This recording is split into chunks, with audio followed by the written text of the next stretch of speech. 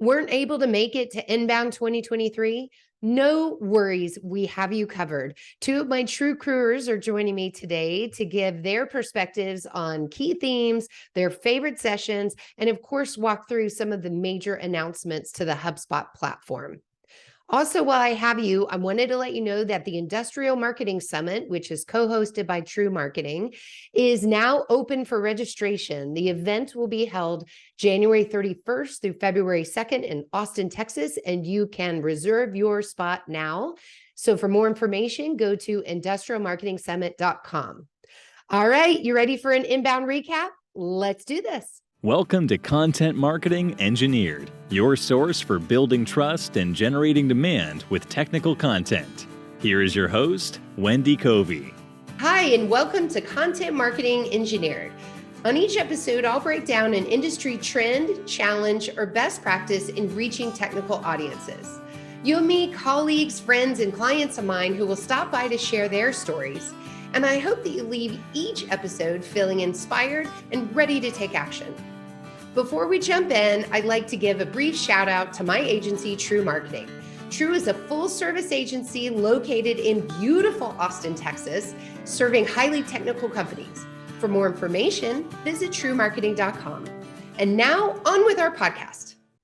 Hey everyone, and welcome to another episode of Content Marketing Engineered. I'm joined today by True Marketing's own Kasey, Tyring, and Kara Moon, both senior inbound marketing specialists. And I'm thrilled to have you here to give me a big recap of HubSpot's inbound conference. So welcome, ladies. Hello. Hello. Yeah, I have been to this event, oh my gosh, I think 13 years ago was the first time I went to Inbound, and there were maybe 500 people there. How many people were there this year? They said there was 12,000. It was sold out this year. Yeah.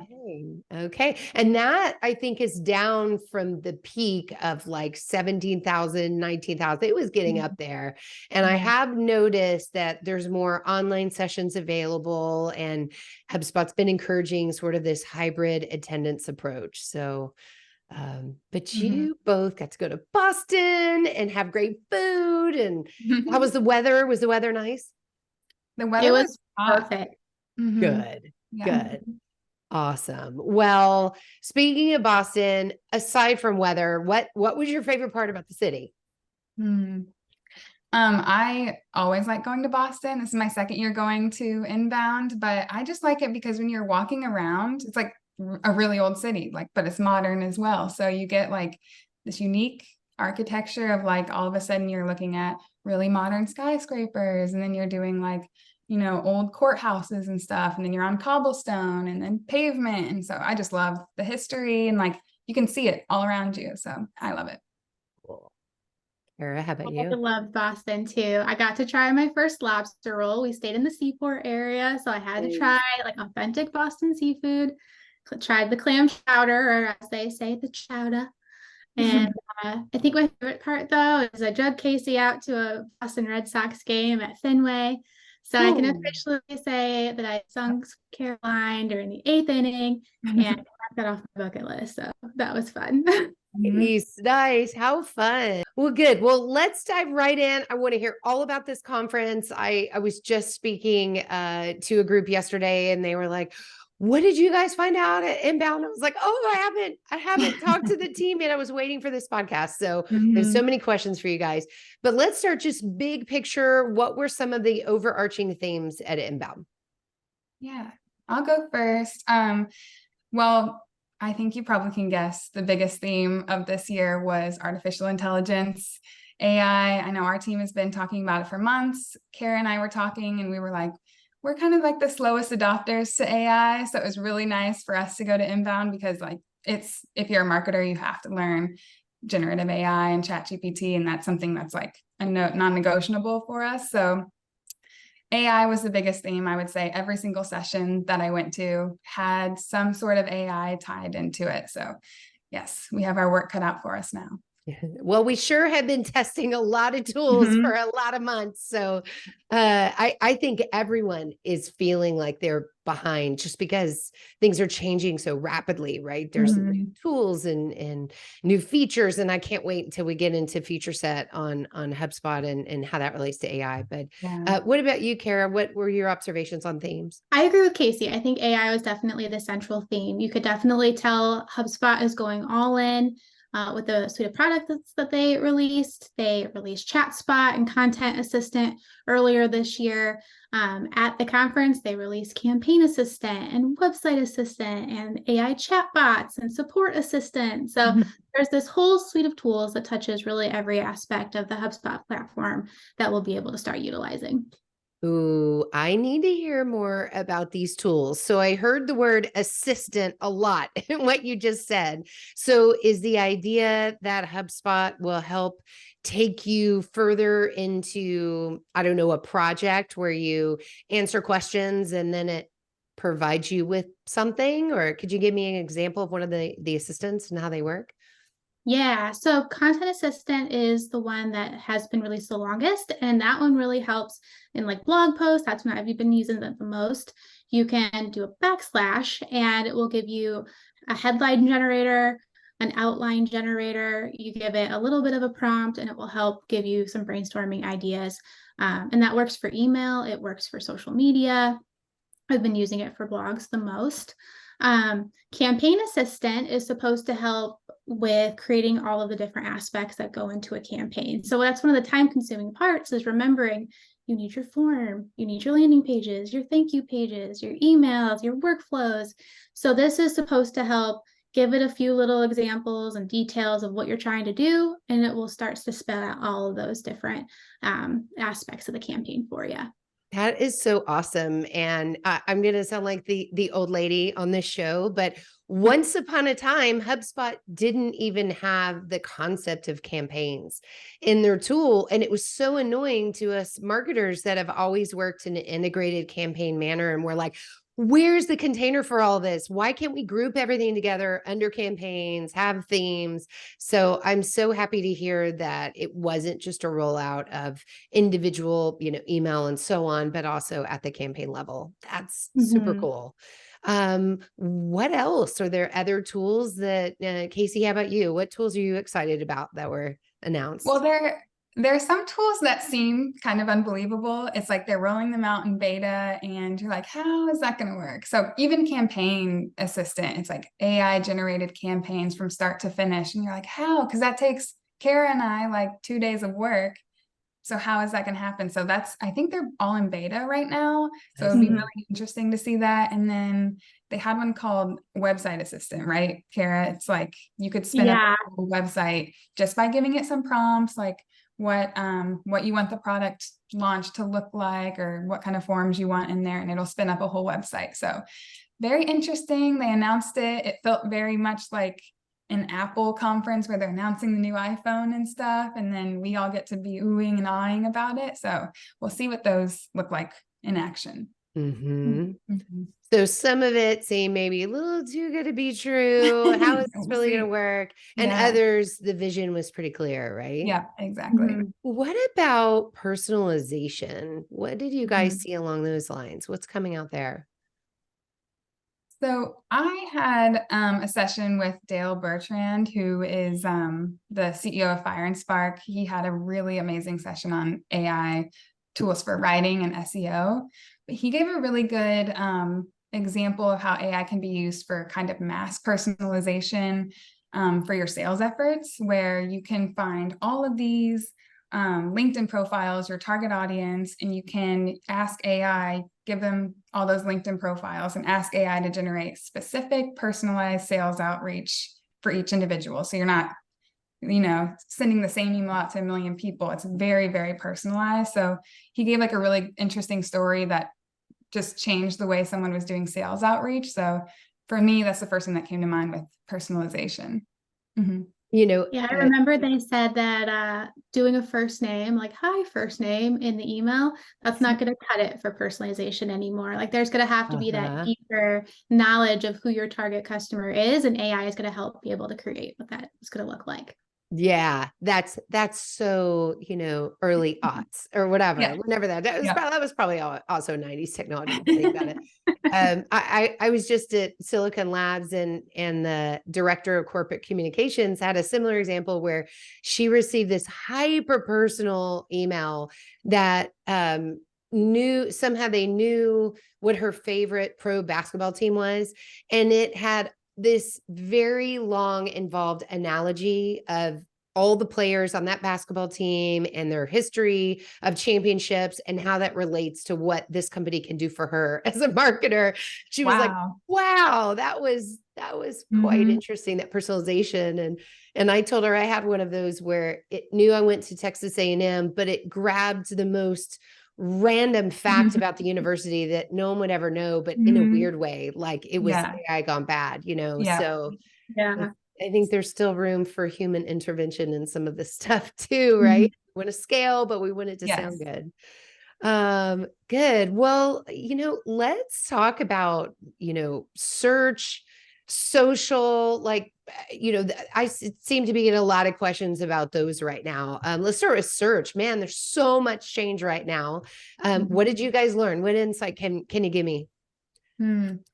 Well, I'm going to go back to Dale's session, because Dale, we've had him on the podcast. I think he's like been a friend of ours for a while, but I've never seen him talk. And he actually was my favorite speaker at INBOUND. Oh, that's awesome. So it was the same tool or the same session that I just talked about, but he was mentioning just about for search in general, for SEO in general, you can use tools like ChatGPT. I'll probably refer to just ChatGPT, but to write meta descriptions more effectively, to kind of gather keywords based on intent, which can be a little more strategic than just like blanket getting all the keywords.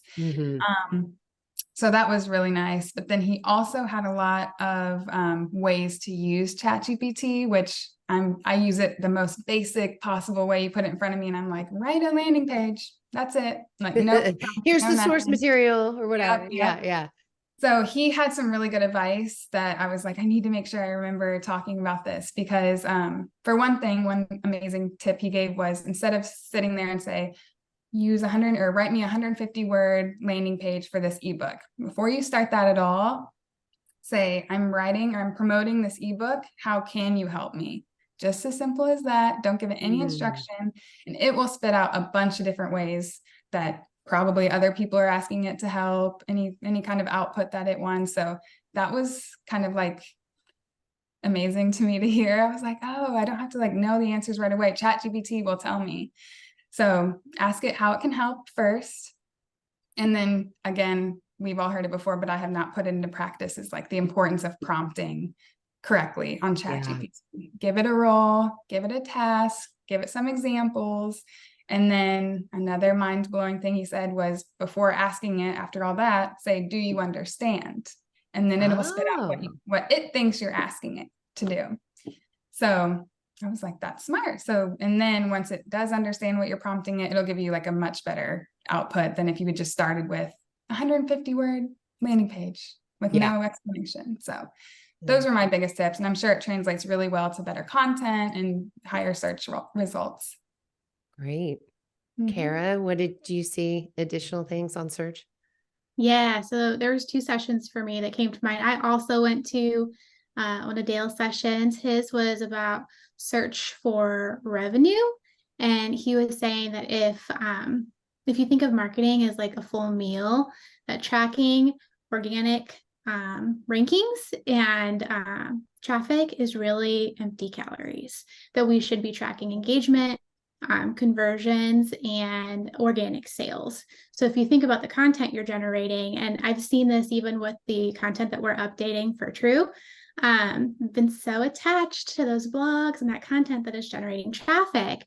But if it's not generating traffic to the right keywords based on intent, then it's not doing anything for us. If it's not generating revenue, just because we're ranking for message mapping, doesn't mean that that's a good piece of content for us. And so keeping that in mind when trying to optimize for search. So that was a really important takeaway for me. Then there was another session by Megan Keeney Anderson from Jasper. And she was talking about how AI is changing the game, but the one thing that's not going to change is the need for good content. So she said that how-to content and informational content, that's what's going to start to become very commoditized because AI is lowering the barriers. So basically, Jasper is taking a shift from how-to how do I. They're leaning heavily into interviews, key people, original research, and using that in their content strategy versus doing what AI can just create for you really fast, because that's just going to clutter the search results. Okay. So how do I?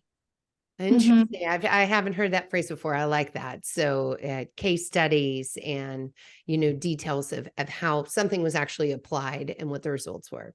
Right. Right. That was Right. Yeah. Yeah. Cool. Okay. How about social? Okay. I think Kara and I we agree on this, and we were both like very inspired by this one session that we went to, and it was the one hosted by, it was the CMO of SEMrush. It's a B2B brand for marketers, but they're a B2B company.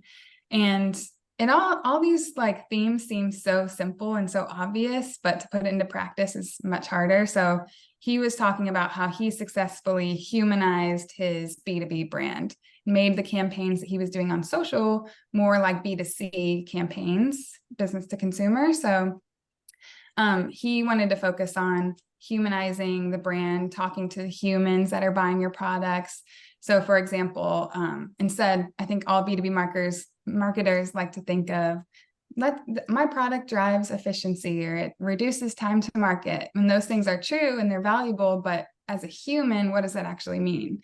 Like you get more time with your family, you have more time with your hobbies, things like that. So his campaign focused on this woman, he was using her product, and because he was using that product, she got to DJ on the weekends or spend more time playing pickleball or whatever. So kind of creating a really, really human element to those campaigns that people like to enjoy on social anyway. They don't really care about how many times do we scroll on LinkedIn and we're like, drives efficiency, reduces time. Yeah. All this generic benefiting stuff. Yeah. But you're talking to a human on the other side of the screen, and it's more important to humanize things. So we can do that better. And true, we can churn out more content for our clients, everything. I think we can focus more on humanizing brands. Yeah. Good. It reminds me a bit of, I think it's H&R Block has an ad campaign where it shows like a dad napping with the baby on him, and it's like more quality time with family, less time doing taxes. And it was similar concept actually there. Yeah.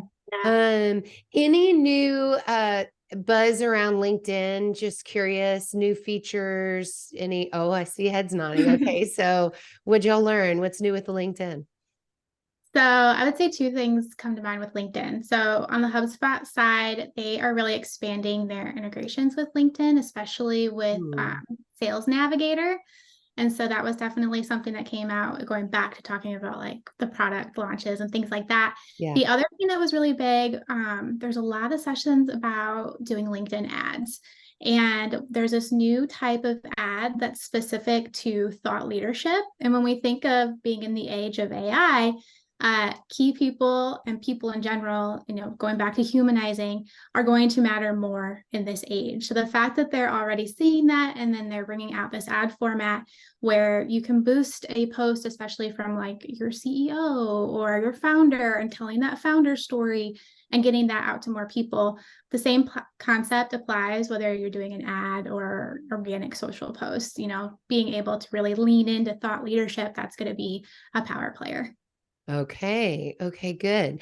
Did they ever fix the thing where when I try to do a LinkedIn post from within HubSpot, I can't tag people? Is that fixed yet? Well, you should have asked that question. Darn it. And you were right there. That's a good point. It's so basic, but it is keeping people off of using that functionality in HubSpot. So, okay, I have someone specifically asked this question. So I'm going to circle back to email. Someone specifically asked me when the AI powered personalization is releasing like out of beta. Do you guys happen to know? the HubSpot's, like the assistant, the email assistant, I guess is the words I should be using here. Is So that it still should beta? be like that would be content assistant. It would be, you can turn it on now. It's in public beta. So Okay. that can actually be shifted on within the HubSpot settings. Okay. Okay. Yeah. And I think anything that's really personalized, like your example with your friend with the basketball team, or Yeah. an example is from ChatGPT. Like they're putting it into ChatGPT and then spitting out content for HubSpot. So Right. So somehow, and I've talked to Dale a little bit about this at Macon. So it's somehow he wrote a program, I think, to crawl all, his CRM data and his LinkedIn data and then mash it up in ChatGPT. And by the time he was done describing it, my head was exploding. I'm like, okay, this is beyond my technical abilities. But someday there'll be an easy tool for this. I think he's just a little ahead. And I'm hearing a lot of buzz over 6 Sense. I don't know if you guys ran across them at INBOUND, doing some really innovative stuff on the ABM side, but also maybe nipping at the heels of HubSpot and Marketo and others with sales marketing functionality. So kind of interesting. 6 Sense. Very cool. Yeah. Maybe that's why they weren't there. Maybe. When Wendy is wearing her sales hat using HubSpot, any new features that they've unlocked for me? Yes. So they have completely reimagined Sales Hub, which is exciting. Really? So there is a new prospecting dashboard now, which I'm excited to get into and see how that works, especially for clients. They've also redone some of the customizations that can be done within the tool. They're really leaning heavily into CRM customization, especially like if you have a salesperson, what do they see in a contact record versus a support staff? What did they see in a contact record? So there's more capabilities there. There's also, I mentioned earlier, the expansion with the LinkedIn Sales Navigator and being able to pull all that data into HubSpot. Right. So there's a lot of new HubSpot tools that are coming. Those are in beta as well. Yes, let's play around with that navigator. That'd be fun, Kara. We'll have a little working I have that on my list. Yes. Okay, good. That and the prospecting dashboard. Yeah. So you guys both create a lot of marketing content for True and on behalf of our clients. And you mentioned, it's nice when you have, I have let's say a white paper campaign. I need to create a blog post and a landing page. And you have your list of I'll call it derivative content, right? That you need to create for this. What is your sense of, are you going to go to a ChatGPT or a Claude? Are you going to do that within HubSpot? I mean, I know you have choices all of a sudden, or are you going to use like Jasper or Writer? Like where are you guys leaning and why? I basically do derivative content all day long. And so I was really excited about Chat PDF for a long time because Chat PDF, it felt very safe because you're not asking ChatGPT for all the information in the world at its disposal. You're asking for it to create derivative content just by using the PDF that you input. So you know that the information is correct.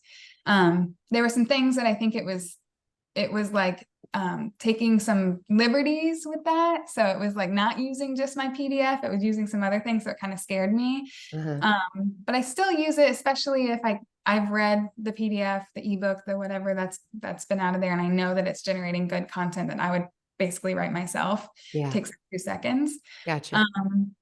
So I use PDF a lot, Chat PDF, and then I don't use it for anything or any tool that I'm trying to write derivative content for clients or ourselves that may not be on the internet yet. Like I don't want to give it anything that may be private or anything like that. So I still have to manually write out that kind of derivative content just to safeguard any of our clients' information or anything like that. But in that case, maybe I would like have ChatGPT or HubSpot's content assistant like rewrite some things for clarity or make it kind of a different tone or style. But yeah, I use it, and sometimes it feels like cheating because it's so fast and you're like, wow. And then you're like, that's pretty close to how I would write it anyway. But you kind of also have to have experience, like years of experience content writing, to be able to make those slight edits so that it's not like just the chatbot writing it. Yeah, just fluffy crap. Yeah,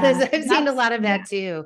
Yeah. And I asked specifically about derivative because it feels to me like the original content is really where you need to be so careful and pour your heart and soul into that. And then here you can find some efficiencies on derivative and still, you know, keep that integrity intact, like you talked about. I think a lot of people, the theme has been like Chat GPT or generative AI in general takes the writing step away, like it shrinks it down to here, but then it grows the editing process by a lot. So the time is it is shorter, but you're spending your more time doing editing than anything else. Yeah, makes sense. Good. Well, okay. Well, based on everything you heard at Inbound, what are some tips you have for our listeners that want to go and implement and do something right away? What would you say they should go do right now? I would say focusing on key people instead of focusing on keywords.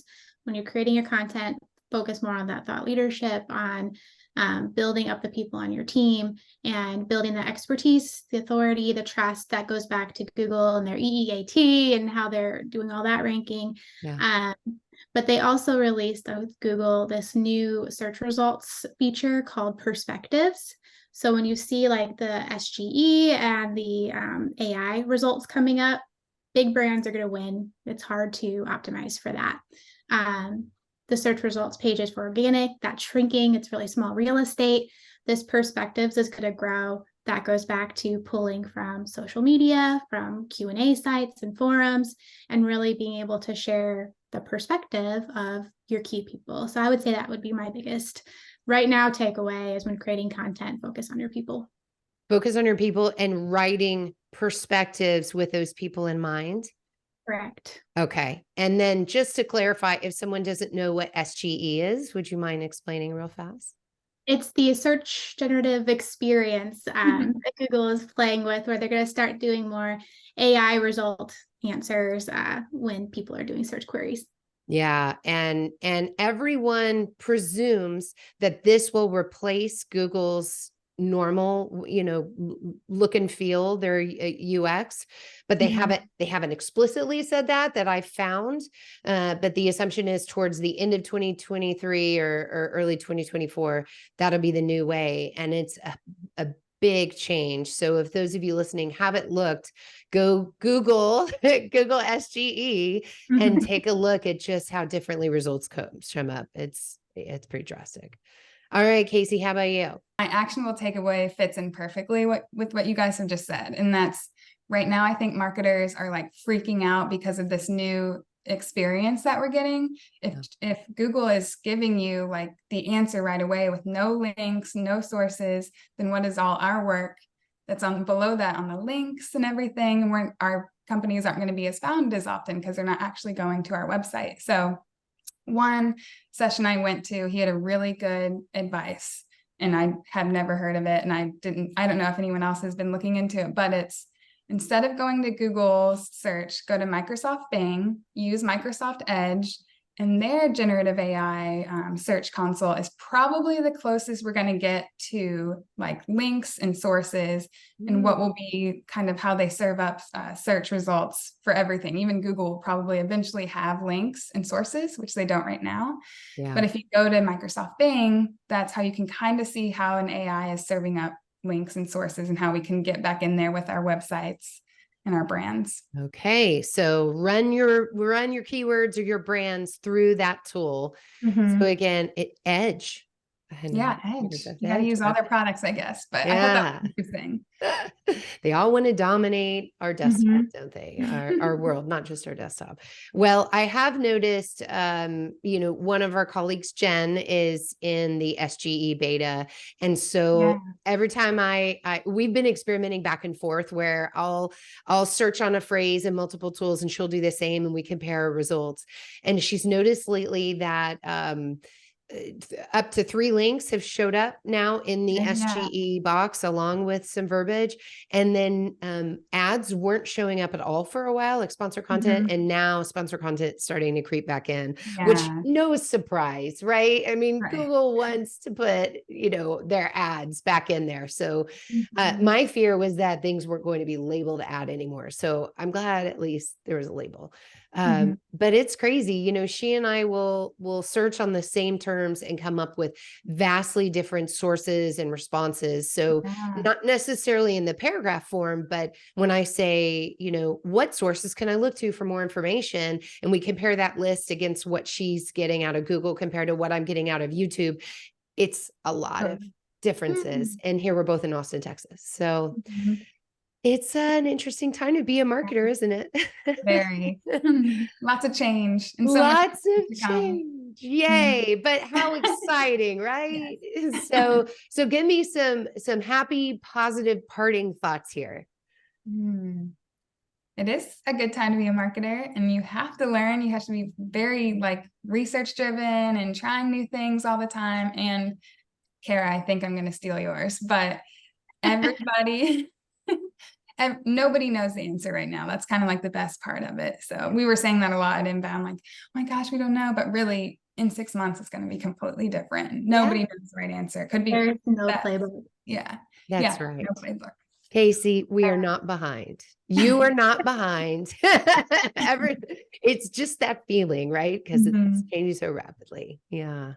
I think to add to that too, since there's no playbook, they related this time back to the .com boom and how the internet changed the way we live, we work, we buy. And so I thought that was an interesting comparison on how big the changes are right now.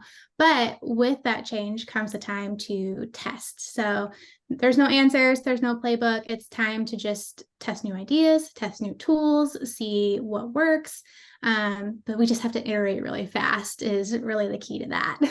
Yeah, I think that's great advice. And if those of you listening are already on HubSpot, or even if you're on, Marketo or the artist formerly known as Pardot, stay on top of those new features that are being put into those tools, because what's happening is there's all these point solutions, right? So we talked about Jasper and Writer and 6 Sense, and they're doing things over there, and there's overlap with what's being added to your marketing tools that you're already paying for. So I think what's going to happen is in the short term, a lot of us will be using we'll be augmenting with these point solutions, right? These extra things.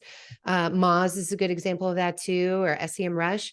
But over time, is HubSpot going to buy Jasper, for instance? I mean, I don't know, but some things are going to change. And so it's just important to sort of stay abreast on the tools front. I mean, you can't know all 11,000 plus tools, but at least the ones that you're working with, you're already paying for, try those out first. So very good. Well, if people would like to connect with you guys, I assume LinkedIn's a great place. So Kasey Tyring, Kara Moon, and we have lots of great content on our website. So Kara is personally responsible for Marketing True. That's her baby. So go check that out. And we have a generative AI guide that is pretty relevant to this discussion today. Anything else that you'd point out? HubSpot, we have lots of HubSpot information too. A lot of HubSpot information. We have a lot of guides or research. So a lot of good info on the website. There you go. All right. Well, thank you both for being here today. Appreciate it. Thanks, Wendy. Thanks for joining me today on Content Marketing Engineered. For show notes, including links to resources, visit truemarketing.com/podcast. While there, you can subscribe to our blog and our newsletter and order a copy of my book, Content Marketing Engineered. Also, I would love your reviews on this podcast. So please, when you get a chance, subscribe and leave me your review on your favorite podcast subscription platform. Thanks and have a great day.